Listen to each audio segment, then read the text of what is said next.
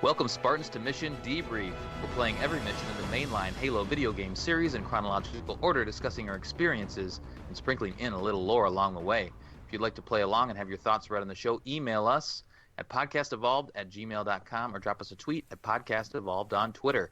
We'll be playing the Before the Storm and Battle of Sunayan missions from Halo 5 on the next episode. If you like what you hear and want to support the show, visit Podcast Evolved on Patreon.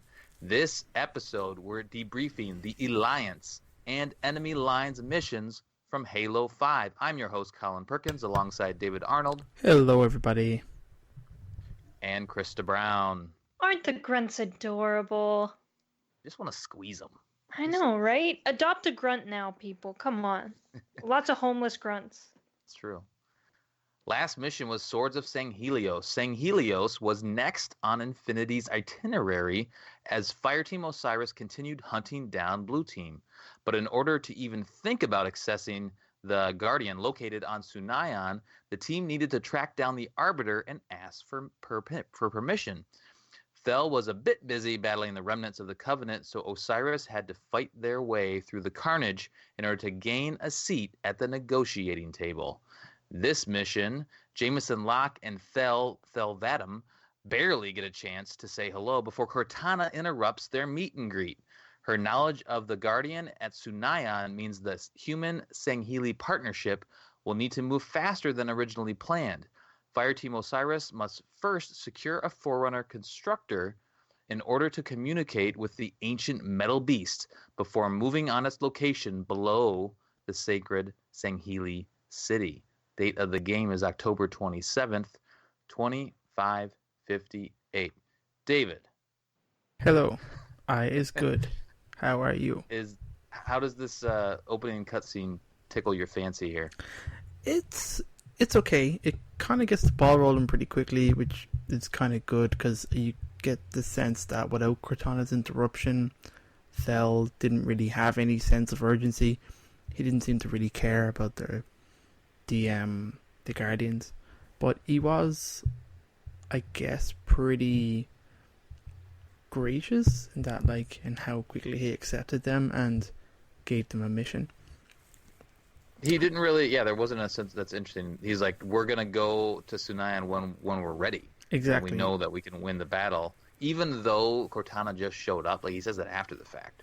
Yeah. So it's interesting that they kind of they have their banter back and forth. I know who you are.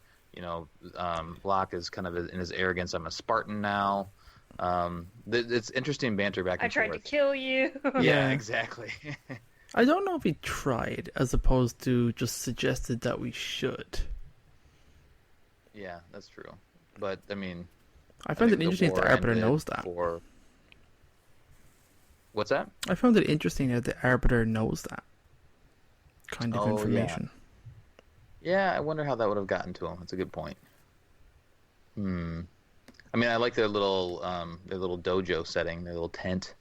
I think it's a very short cutscene. It pretty much just sets it up as Locke and Arbiter have brief interactions in terms of what they want, and Cortana, as you said, pops up. Can't pretty much interacts with anything. Halsey runs in and says she knows everything we know. We gotta move now. Palmer says something that it's not important. And then the Arbiter says, we'll go when we're ready, when we're sure the battle will be a success or whatever, that we'll crush the Covenant. And then Locke goes, we move within the hour. How does he know that? How does he... Yeah.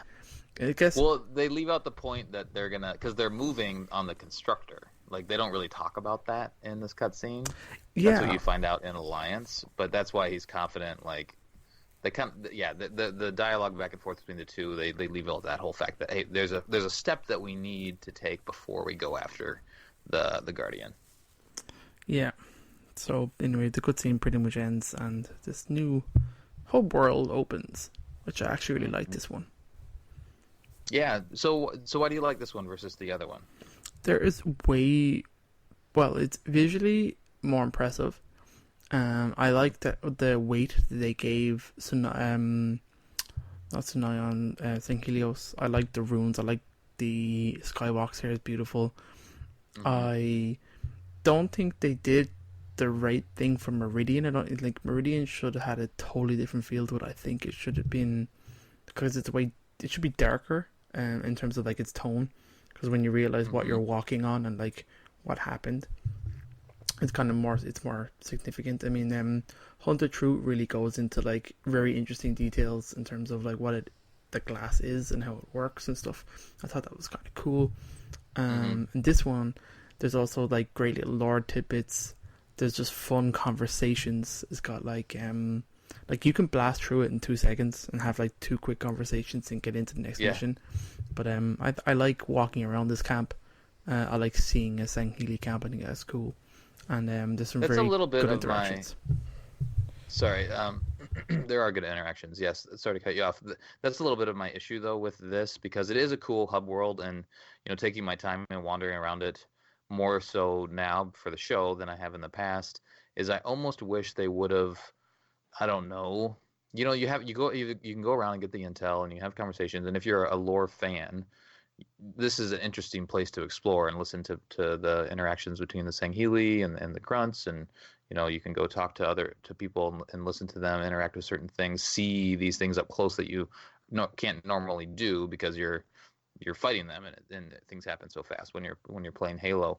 But they didn't really gamify the interactions at all. A little bit, I feel like they could have done that a little bit more. Like maybe you would have picked up like some tool that you would have needed in order to access the Forerunner area later on in the next mission, and you would have had to like climb way up high or like talk to a couple people to say, oh, it's over here, no, it's over there, that guy's got it, and kind of force some of those conversations. Maybe that would have been annoying for some people, but it would have perhaps, I don't know, been a hook for some people that are just playing it for the raw Halo gameplay and action. It would have been a way to say, hey, here's some little tidbits, and you kind of have to do this because we've built that into it, but maybe this would be interesting enough for you to help you understand the story a bit more. I mean, maybe some dialogue trees would have been interesting. Yeah, definitely. Like maybe a couple characters you can kind of ask, what they think of the conflict, what they think of the Guardians, what they think of Jewel Mandama's death. There's so many different events for you to kind of get a better grasp of what the Sangheili are thinking about everything. Yep. Like, what do you think about Arbiter as a leader or something like that? Like, to actually like get in and like have a conversation with one of the Sangheili there in the camp, or one of the grunts in the camp, or something like that. Just some extra added interaction other than you just kind of like going up to them and then saying a couple like sentences and then nothing. Well, and you have that with the grunt that's hanging out with the Sangheili. He's just talking his ear off. Yeah. His name's Dimki Hote, but you don't interact with him. You have to stand there and just wait until he exhausts all his dialogue to soak it all in. There's no like hitting the button and asking him questions. You don't get a back and forth between anyone, which kind of makes it feel a little one-sided. In a weird way. It's not like, it makes you think that you're in a game. Like, there's nothing really going on. You can't do anything. You just kind of overhear all these conversations. Like, even on the Meridian one, like, Locke would say something to them. Like, they'd be like, oh, I saw a ship, those UNSC bastards. And then Locke's like, where'd you see that ship? And they're like, get away from me, you scum. And then you go on with your day. But at least they acknowledge your presence. There is one that time they gave you the objective, which was gather information from these people, so it made sense to do that. But I think maybe this time around they didn't have an objective for Osiris to do, other than talk to Halsey. But maybe they could have done something better of, you needed to gather information around this camp, or you wanted to help them prepare for the fight in order to make it quicker turnaround, I don't know. Well, and you go... kind of spoilers, but we come back to the same camp right after these missions. So maybe like you talk to people, and during the next mission, it unlocks like you find a cache of weapons for someone, or pick up extra grenades or something like that. Like, we need you to open this corridor so we can flank the enemy, something like that. Just like some extra objectives that you can kind of get for the next mission, and then like it changes how everyone thinks about you next time you go to camp. Yep. It's a little optional thing that you can do it one way or the other. Yeah, adds a little replayability. I like that idea. There is one interaction where there's some elites there fixing a Banshee, and you can talk to them with the different members of your Fireteam Osiris, and they'll all have a different interaction with them. So if you're Buck and you talk to them, they say one thing to them. If you're Locke, I did think that was great. Person, what's that? I thought these were great. I didn't know there were so many different ones. But the ones that are there are pretty great. We'll probably talk about them later or here. I don't really mind. You can talk about it here. Yeah, no, I figure we talk about it here, and it's interesting that everybody doesn't have the right answer. The only person that has the right answer is Tanaka. So all three of them are like the elite just brushes them away, like go away. But Tanaka actually offers some advice on how to fix the Banshee, and they're like, oh, okay, well maybe Spartans are actually useful, which is kind of cool. Any other thoughts? I guess positive stuff, Krysta, of this area. It's just really cool to see kind of the background of a fight. Like in Halo, we never get to be like at the camp and preparing for anything, so it's kind of nice to kind of see that part, like the calm before the storm kind of thing, about to move out, getting ready. It would have been fun to actually like go pick your weapons. That would be like that would have been awesome. Like that's what I mean. Like actually prepare for the fight would be cool. Mm-hmm. Yeah, I wish there was just something a little more interactive in this. Yep. Yeah, there's just this. I mean, you go talk to Halsey. I don't even know if you have to finish the dialogue. Yeah, you go talk to Palmer and you leave. But you can. There's lots to explore. There's intel to find, which Krysta will go over. We'll go over that before we go into the next mission, like we did last time. Okay. But yeah, I mean, it's a cool area. It's it's an attempt at doing like this lore section of the game for those people interested. If you're not, you can just more or less skip the whole thing, which is maybe why they did it. But it also feels like a weird thing that you have to do. I guess you can go in and select the mission after this if you really want to. But if you're playing through the mission, it's like, oh, okay, well, I remember this. I'm just gonna skip all this stuff so I can go shoot some things on Legendary or whatever. If it's your Legendary playthrough. Okay, so I do want to talk about a couple more things. Arby's fancy armor. It's very nice. He's very fancy and very gold, and he only has one arm of armor. What do you think about this, David? Did he dress himself up, I guess, because it's glorious. Now he's super important? Where the Arbiter armor is gone now? Is this the same Arbiter armor, or is he like tucked that away in his closet? Different. No, it's not. I imagine it's probably traditional and ceremonial, based on what he's trying to do here. Like he's deliberately going to like places of historic significance in Sanghelios, and he's trying to bring Sangheli back to their roots where they were self-sufficient, and let's say had more, just a different way of life. So I imagine that that's where it's coming from, that it's a deliberate choice. And like the Arbiter wasn't a mark of shame until the Covenant made it so. So I guess he's kind of going back to that kind of way. No, he does have Prophet's Bane on his side. Yes. Which is pretty cool. Oh, nice. right. Yeah, I noticed that today. Super fancy. Prophet's Bane is the Ultra Energy Sword. It's the orange one. Very nice. Any other thoughts on the armor, Krysta? I like it. It's pretty. Yeah, but this one actually is gold. I think there's always a little bit of debate on the Bungie era Arbiter, like what color is his armor actually? Because in Halo, is it Halo 3 where it kind of oscillates back between silver or a little bit gold, depending on like how the light strikes it.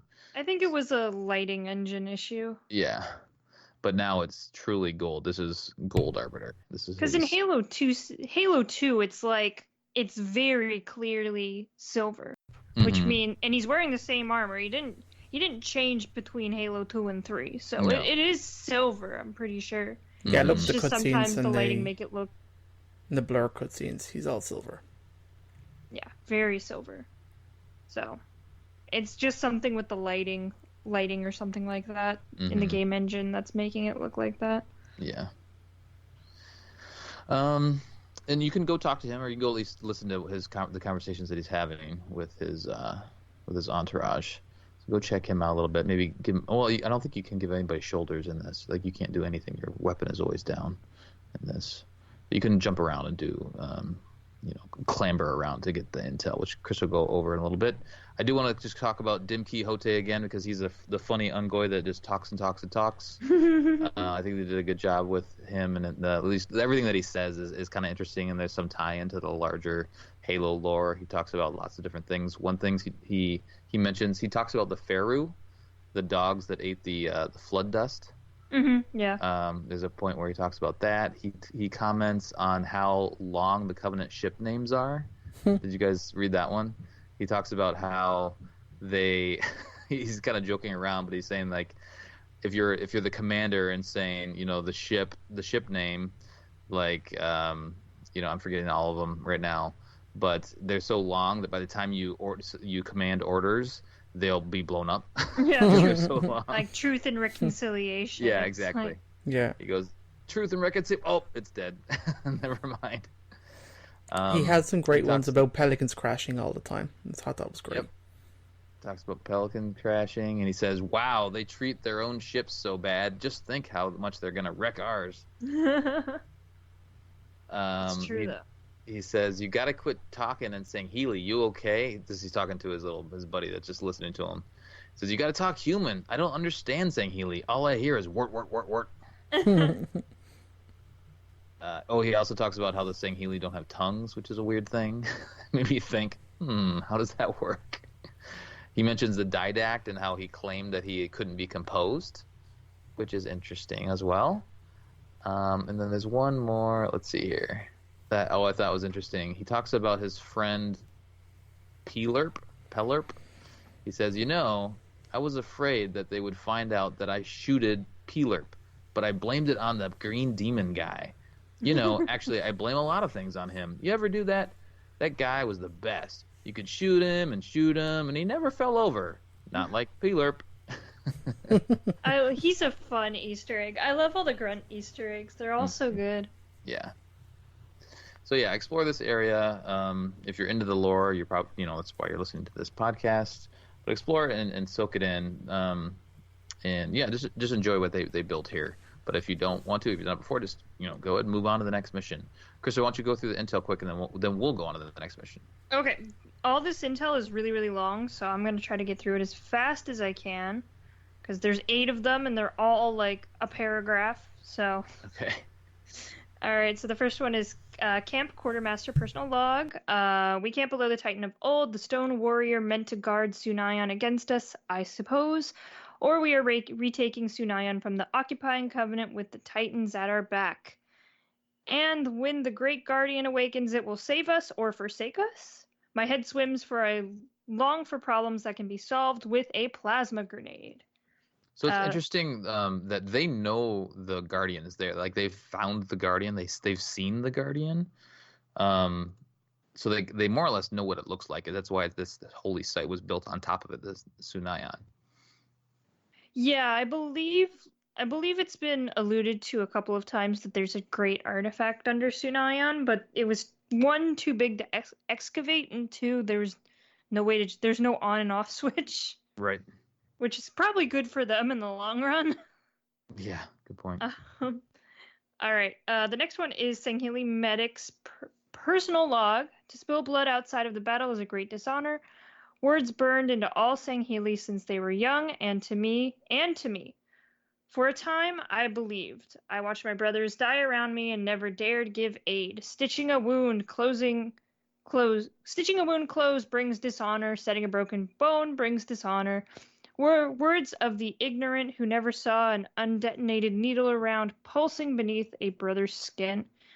If shame is the price of compassion, so be it. So that is kind of very interesting change of mind from that's cool. I like traditional Sanghili values. Mm-hmm. Yeah, because you gotta reckon that like their mentality around this is kind of stupid, and it's good to see them evolving. So yeah. Well, now they kind of have to, because they're not just a warrior race anymore. It's dishonorable for a warrior, but for anyone else getting hurt, you need to have doctors. And I imagine they're having severe losses with in lots of all this infighting. Yeah, and they can't afford to lose people all willy-nilly like they could in the Covenant. I mean, the Covenant, they had their entire race to work off of. It was fine. If you want to die an honorable death, you totally can. But now, numbers are slim. After the war, they're going to need every able-bodied person possible so that they can rebuild their society. It's like, it doesn't make sense for everyone to just die when they want to.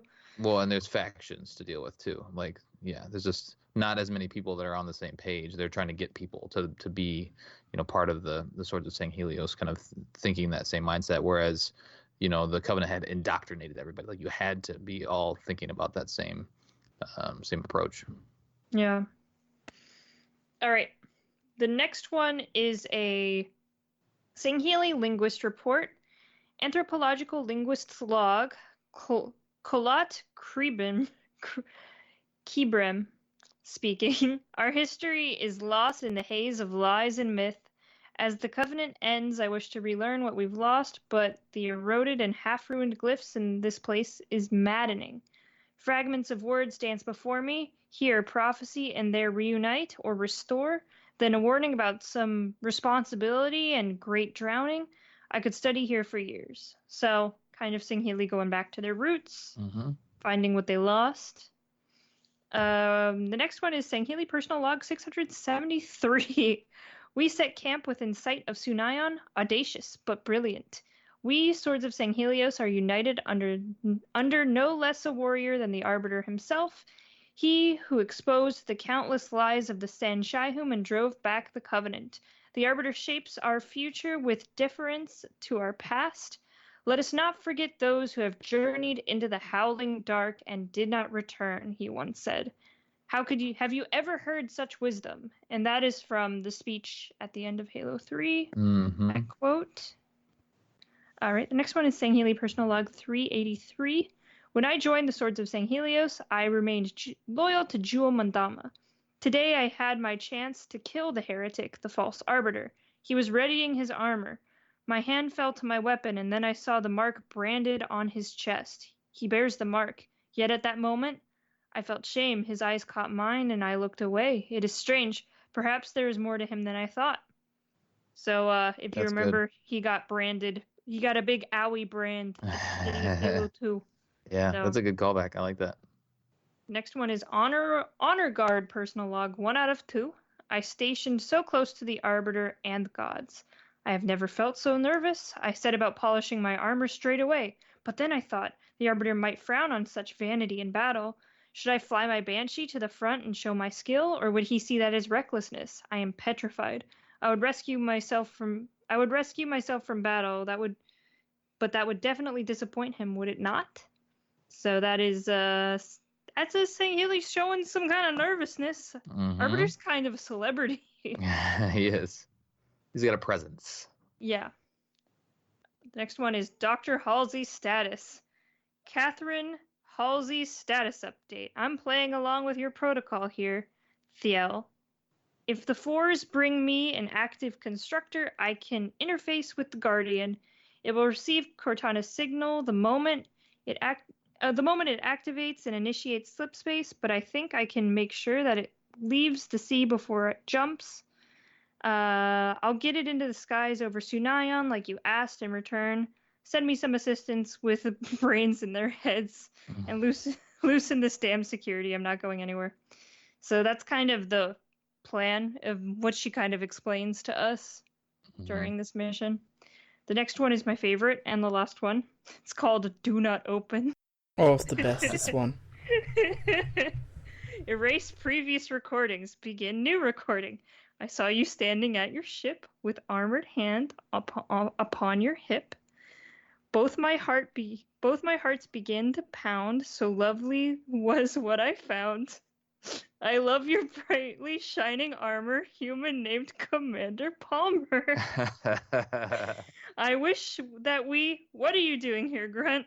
What are you laughing at? I will tear off your arms. Seems like Palmer has a little bit of a fan club here, huh? This was so random when I filmed this the first time. I didn't know what I was listening to. So good. Yeah. He's got a crush. Don't be mean to him. I support this crush. The ship has sailed. I'm ready to ship this to the gods. I love it. Palmer X Elites. Oh man, because Palmer's awesome. That's why he loves her. Yeah, very good. Yeah, she's a very striking lady. She is. All right, I'm done now. Speaking of our lady, now we need to go talk to her and load up in their Pelican and move on to the next mission, the next real mission. The plan is, as Halsey mentioned earlier when you chatted with her, that we need to go get that constructor drone, and we saw those in Meridian. It was the unconfirmed mission where they're kind of floating around down below, and you could shoot them, but don't shoot them. They're very nice and cute, very lovely little drones. But we need to go capture one of those. She mentions that there's a bunch of different areas that we can find them, but they've selected one in particular, and so that's where we're going. So Palmer drops you off. There's not really much of a cutscene here. We just you get dropped off with the Pelican, and we start climbing around these. What do you call this area? When I was writing my notes, is this like a mountainous temple, caverny area? Kind of going through what is this? Gorge. Well, I just want to say on the previous mission, there's one bit of trivia that we didn't really cover. That I kind of liked. There's a checkpoint called the Whisper in the Storm. It's the same name as the first checkpoint in Halo 2, where you played as the Arbiter, which I thought was cool. Okay. It's a callback to the very first time, so I thought it was cool. There's a checkpoint in there, but I guess, yeah. Just for that, I'd say. I think where you're actually playing is kind of like in like a ravine, like a gorge, with all cliff faces and. Yeah, it's beautiful. I mean, I think if you're listening in the U.S., like I'm thinking like Arizona type stuff, like with the mountains and like the wind blown rocks, and there's caves and caverns and all this sort of cool stuff. So it's a really cool setting. You don't really do anything right away besides just sprint into the nearest cave, and you can hear the. So they mentioned that there's a Kraken that you have to deal with, and so we will see that here soon. But you can also hear the Swords of Sangheli. They're actually distracting or attacking the Kraken along the way, so you can kind of hear their pilots and their flight teams talking about how they're gonna form up and attack that and help you proceed on foot to the goal. It's very cool to kind of hear that battle dialogue and hear the Sangheli. You're all on the same net now, which is pretty cool.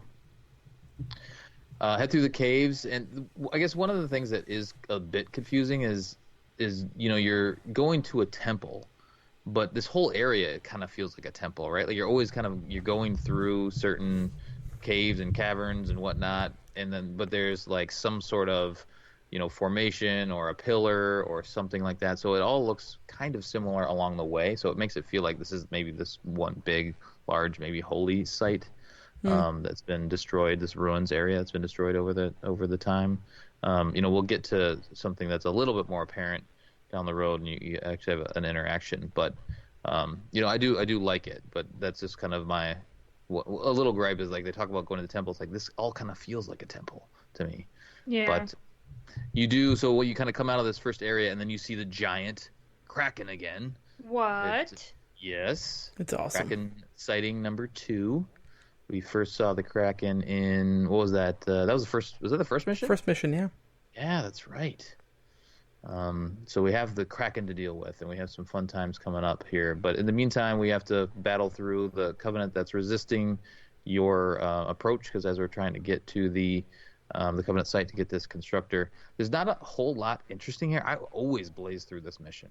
I don't know, David, are you taking your time here? Are you kind of enjoying this, or are you feeling the urgency of the game and saying, okay, I got to get to the next spot? I kind of push through a good bit. There is one interaction that's not the Kraken that I really liked, and that's you kind of come into I think it's one of the first areas, and the gorge kind of opens up, and there's an area in the middle, and there's places left and right and tunnels that you can kind of go through, and it kind of opens out, and there's loads of enemies kind of all around, and turrets and stuff like that. I really had good fun fighting through the rocks here and taking on different pockets of enemies at different points. It's pretty cool because there's an energy shield in your way, and you can there's like different ways kind of around it and stuff like that. So I always kind of go underneath it and stuff like that. Was cool. Yeah, that's a good area. I really enjoyed that. A little more towards the end, but that's and I feel like because I blazed through that, I don't spend a ton of time on that area. I'm just kind of like I'm using my Artemis scan, trying to figure out where I need to go, and I'm just trying to find the quickest route to that for this whole area. Krysta, how about you? Generally, I'm trying to get to the Kraken fight as soon as possible because it's a lot of fun. Yeah. On higher difficulties, I definitely take my time and try to take out all the enemies. In this case, like when I just played through it like an hour ago, I was definitely going a bit faster. So I mean, I kill enemies in my path, but generally I'm like, I can leave a couple here and there. Yeah, because you can hop on a ghost eventually pretty soon. So there's that one of those shields that David mentioned. And those you don't have to go around. You can go around this little console that you can destroy, but you can also just shoot it or punch it or whatever, and it will eventually go down. So you have to kind of get through that area here right away, and then hop in a ghost. And the ghost doesn't take you too far, but I do remember this area on Legendary being pretty tough, taking that ghost and trying to like cruise by, and that not working very well. So I had to take my time. Blows the crap out of you here. Yeah, that's right. You get a lot of fire off the side from that.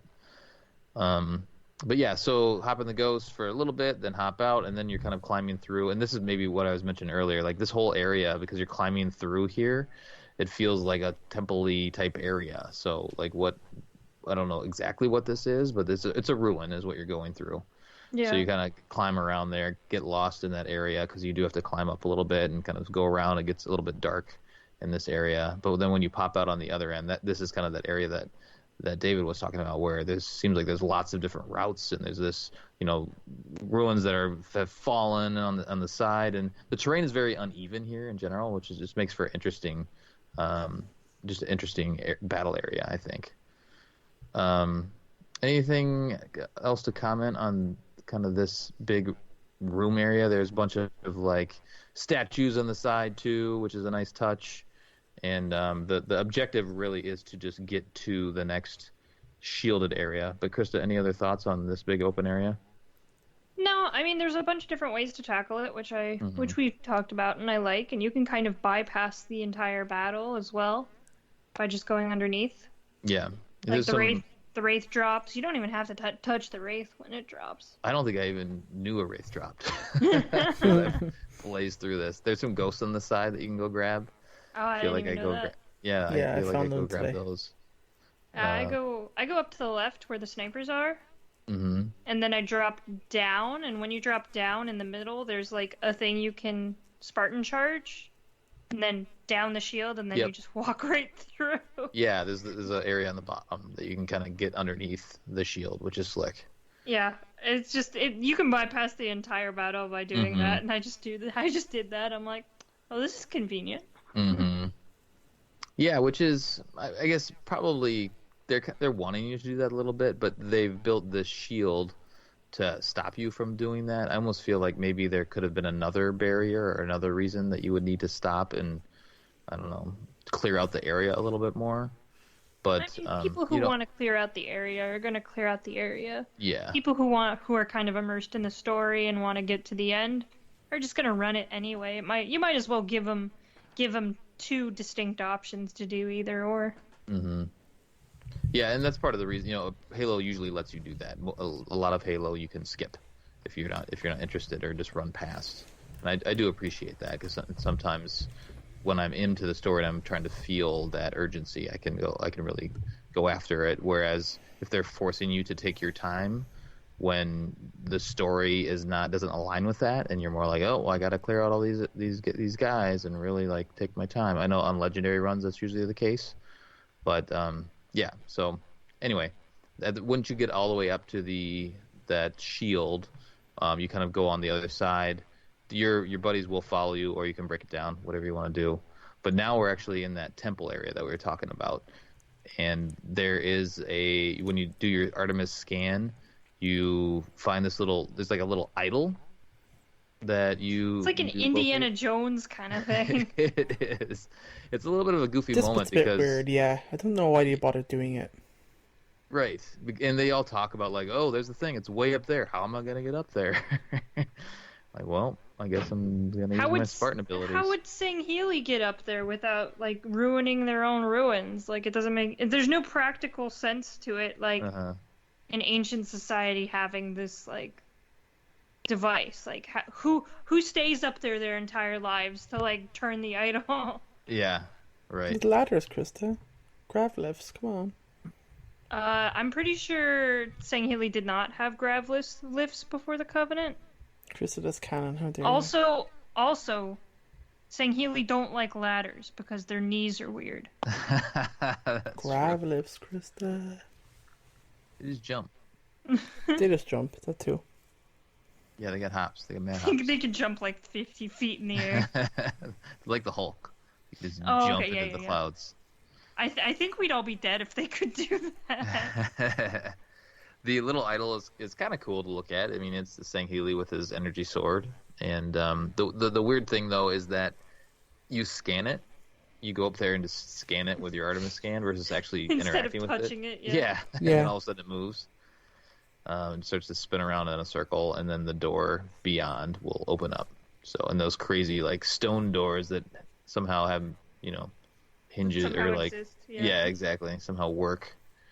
A few of our friendly soldiers will pop out on the other end, and you can chase after them, but they don't really cause too many problems.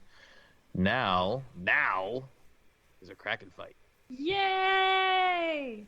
Do you like it, Krysta? You like the Kraken fight? Yeah, I mean, I get to be on a Phaeton and shoot things. Yeah. That's pretty nice. We'd forgot about that. That's cool. We have the Phaeton again because we last saw them with Blue Team. We gotta ride some Phaetons, but here's another Phaeton moment. Your teammates are bullshitting this stuff. They can't do shit. They just automatically die, and then of course I die in 2 hits because they want us to use the revive mechanic, and then my teammates are still in like ships, and I'm on the Kraken, and they're like, I don't know how to get out of my ship. I guess you're gonna die. That made me very angry. I was very upset. I'm like, why are my teammates so dumb? If those Phaetons get taken out when you're still on that other area, like before you can actually on the Phaeton world, new ones spawn for you? I would assume so. Yes, they do. Yeah, because they do just spawn. They just show up. They don't really like. Very conveniently. Yeah. I saw when my one died as my body was falling, a new one spawned in on that platform as I fell past it to my death. Probably for multiplayer, that's probably where you spawn in and then you have to get in. Yeah, exactly. Mm-hmm. This is a tough fight on Legendary because it's just hard to get to the Kraken. It's super tough. What you have to do is there's like 50 fuel rod turrets on there, and they're really annoying and really upsetting, but they have a very short range. So you just literally sit right outside their range and just pelt them from a distance. Mm-hmm. It just takes a long time. You got to be patient. Yeah. And slowly take out like at least one section so that you can approach it from that one area and then hop on. Yeah, but even like the problem is once you get on the Kraken and you start moving around on foot, like those things will turn on you immediately and you can get killed inside the Kraken.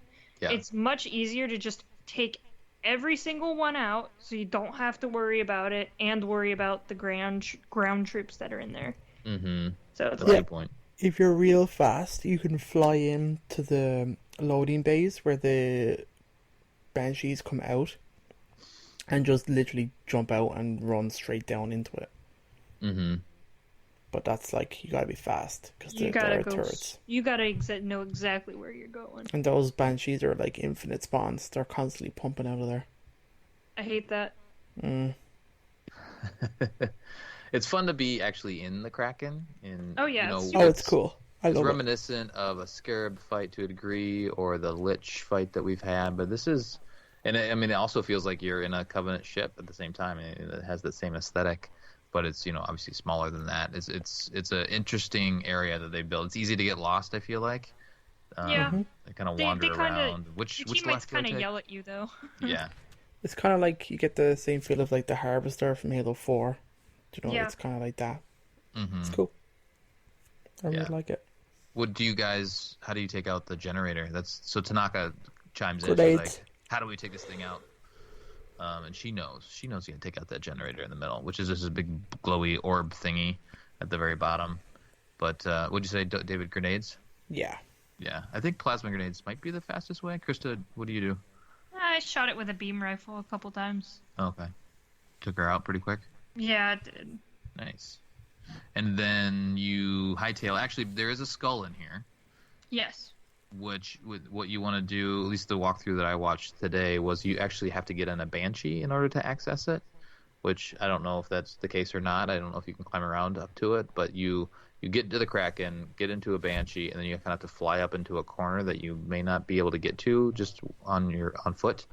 And then it's kind of in the corner up there, and that is which one did I wrote it down here? Is the catch skull. So people throw more grenades. Mm-hmm. Which we always want. No. No, we do not.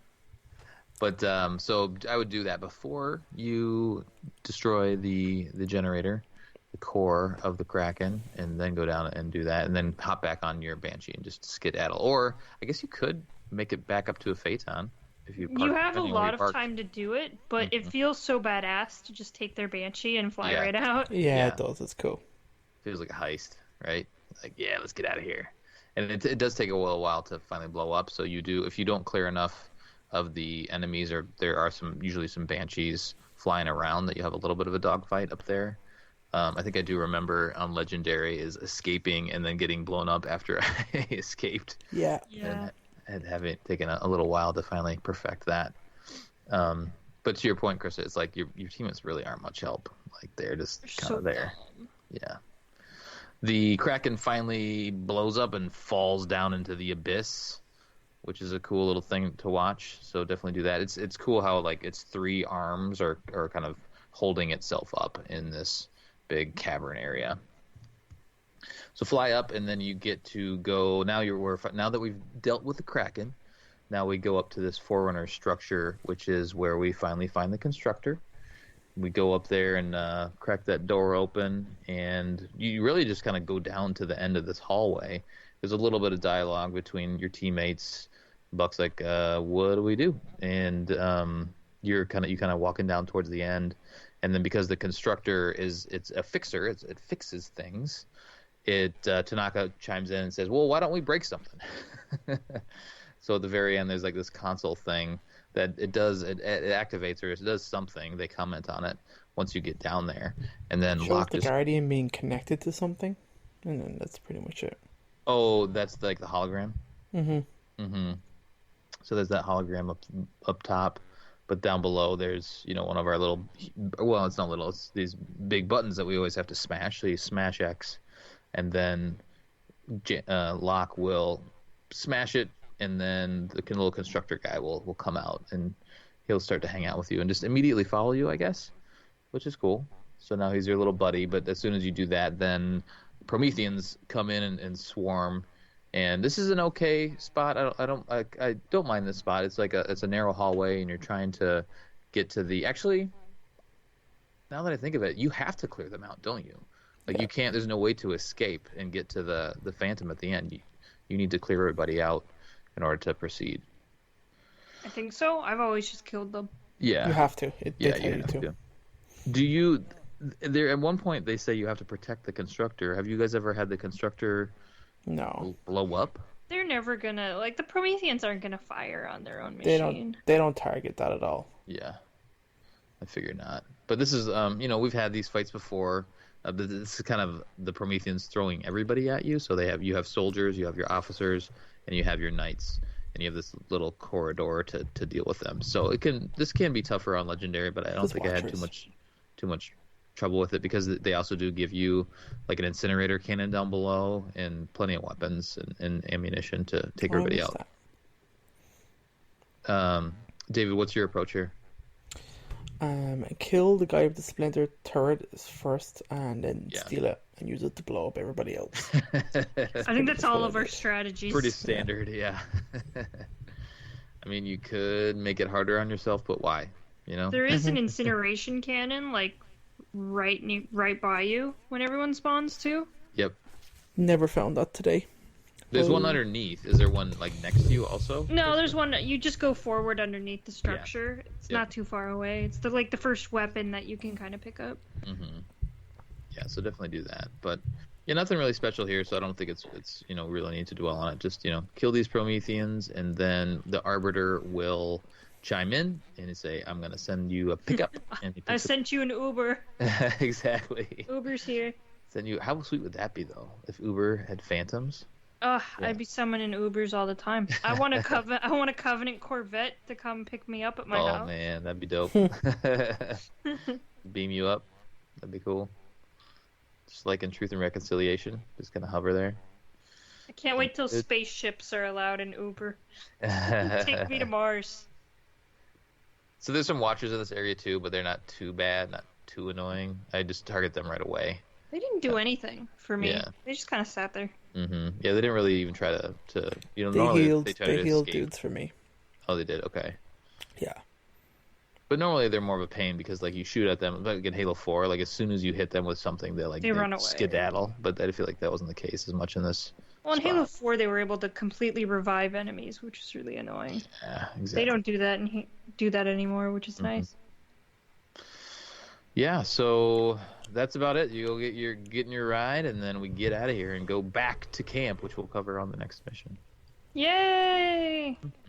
Any trivia we missed, David? It is possible to kill the 2 Promethean soldiers when you very first see them before they get into their phaetons, but it's actually quite hard. Right away. That's right. Yeah, they're running and getting into them. It's hard to do though. This is the only mission in Halo 5 where Prometheans are in it, but there's no crawlers. That's it. Oh. Oh yeah, I guess not. I guess there aren't. Yeah. It is interesting. So Cortana knows where you are, but she's not here at all. If she was going to show up again, this is where she would show up. Not necessarily outside when you're fighting the Kraken, but she doesn't. Nah, she's hanging out with John. I think she has what she wants. Yeah, and maybe she knows that you're gonna go and get the Guardian, so maybe she's gonna do figure something out then. But yeah, it's just interesting to think about. Why did she say she announced herself at the beginning of this? The last mission, technically, Alliance. She's like, "Hey, I know where you guys are," and then she doesn't show up anymore. Yeah, I think she's just trying to mess with people at this point. Mm-hmm. She's just an internet troll.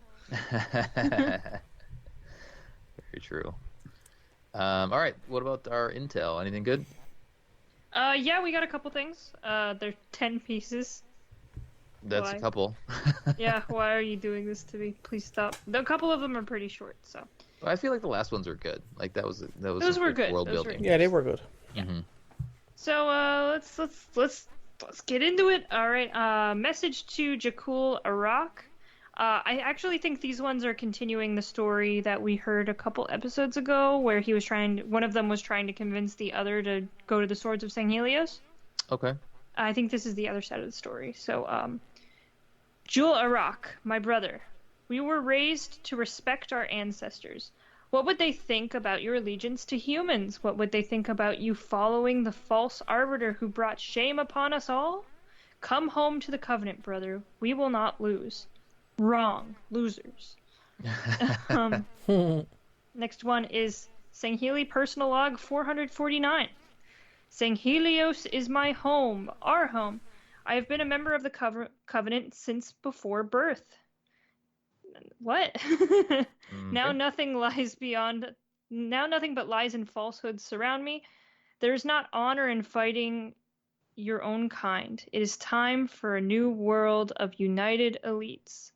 So, a lot of this is kind of Covenant stuff. Mm-hmm. Just kind of what they think about what's going on. Ungoy Personal Log 23. Now, I would like more Ungoy Personal Logs. I'd like to read all 23 of them. Please. So he says, I feel so lonely today. I lost Jib Jib this morning. He fell during the battle at the Elder Council Chambers. He thought he could kill the Arbiter and help the Ungoy's place in the Covenant, but one of the Spartans killed him. I will avenge him. I will kill the Spartans and keep their armor as a trophy. So he's got some goals. He's ambitious. God bless him. Do you ever think? So I was thinking about this earlier. I forget what I was playing or whatever. But we have killed so much Covenant. Oh yeah. Yeah, we pretty much genocided the grunts at this point. You got to think, it's as soon as we show up, like, how many have they killed? How many Spartans have they killed? Like, None. One? Killed Sam? That's about it. Like, the number of Spartans that exist to the number they've killed of way Covenant more than that exist, They have killed a good few Spartans. Maybe so. They killed, like, all of the Spartan 3s and stuff. Yeah. That's a good point. So. But, they killed like whole companies of Spartan 3s, but especially Spartan when John shows 2s, up. Yeah. Not as much. When John shows up, you would figure, and they do run. A lot of times they do run, grunts specifically. But anyway, just something interesting to think about is like, if you're fighting the UNSC and then they finally drop Spartans, you're like, oh shit. Shout out to the most badass grunt of all, Stolt. Yeah, right. Who beat the shit out of a Spartan. Can't remember which one. That's right. But he's the only grunt that made into like this elite badass ranger squad. Oh, he's so good. I like Yap Yap the Destroyer. Yeah, he's good. He's got a Twitter account and it's amazing. It's really funny. Alright, so the next one is Ceremonial Sword 4 out of 6. This continues kind of some of the messages we found when we first got on Sang Helios. When night falls, even the greatest Colo herder will still smell like Colo. Colo is like piggies, basically. Like Sangheli piggies that they So it's good, right? eat. It's a good thing. Yeah. So, Colo. The next one is a message to Jewel Arak, part 2 out of 4. Jewel Arak, my brother, your tales of our hunts fill me with sadness for times gone. If you desire us to meet again, let it be as brothers united for the Covenant. Still kind of trying to convince each other there. Sangheli personal log 61. Every time I kill another Sangheli, I can feel my ancestors judging me. Perhaps I should join the Arbiter's cause and become a Sword of Sanghelios. Jumandama is dead. Is it at last time for peace? So. That's interesting though, because it talks about, the factions and like them having to kind of pick a side. I mean, they don't have to pick a side, but there's options now, right? Yeah. Which a lot of these elites have grown up having zero options. The Covenant tells them what to do, the Covenant tells them this, that, their whole lives are kind of made for them by the Covenant. So it's interesting to see, how the Sangheli are reacting to actually having to think about their loyalties and, the future and stuff like that. This next one is Dear Covenant, please read. Dear whoever finds this, I am leaving. Julmandama is gone, everybody is panicking because the Covenant is falling apart, and well, I don't want to die. So I'm giving in to the Swords of Sanghelios. Still, be working for the Sangheli, but at least it'll be on the winning side. Of course, that is from a grunt, so good job, grunt. There's another, sorry, speaking about this, remember Dimki Hote, the guy I talked about? Some of his dialogue makes him sound like he's been in a lot of wars or a lot of fighting.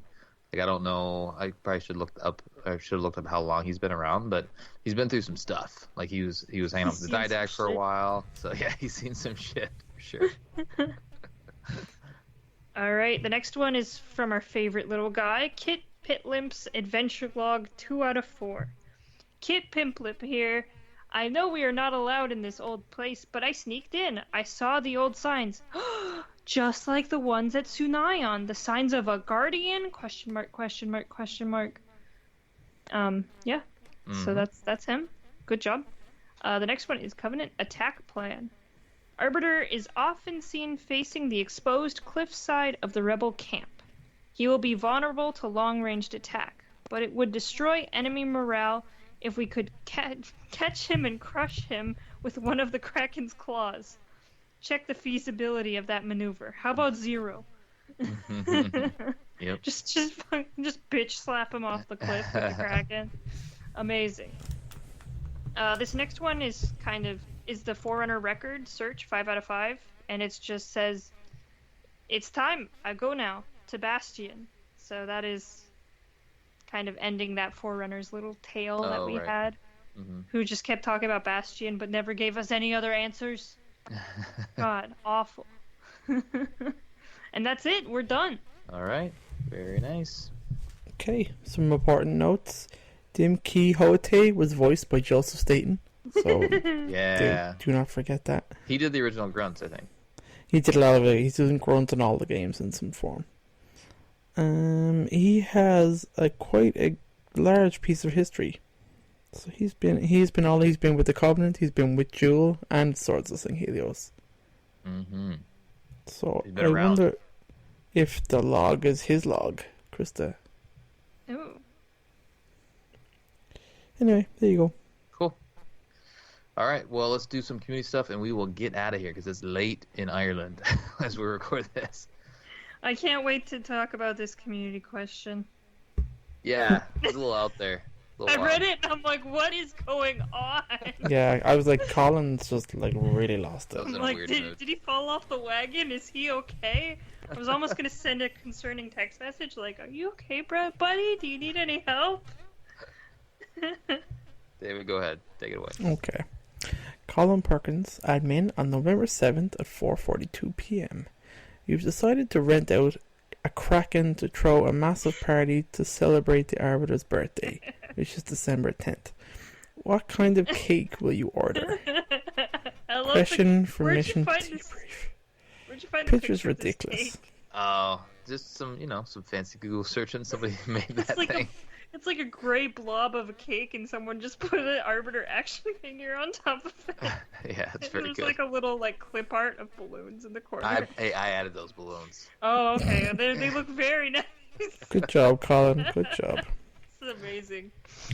Okay, so Matthew says Bishop Cake is a delicious concoction of Telcam triple chocolate sponge with some Kilo 5 coconut icing. The best part is the topper, an ornately plasma rifle with a disabled tracking device. Nice. Good shout out, Matt. Well, he thought about that one a bit. He did. I like it. Merchant says a George Key lime pie, which is to die for. This is amazing. That's really good. Oh my god, I love that. It's to die for.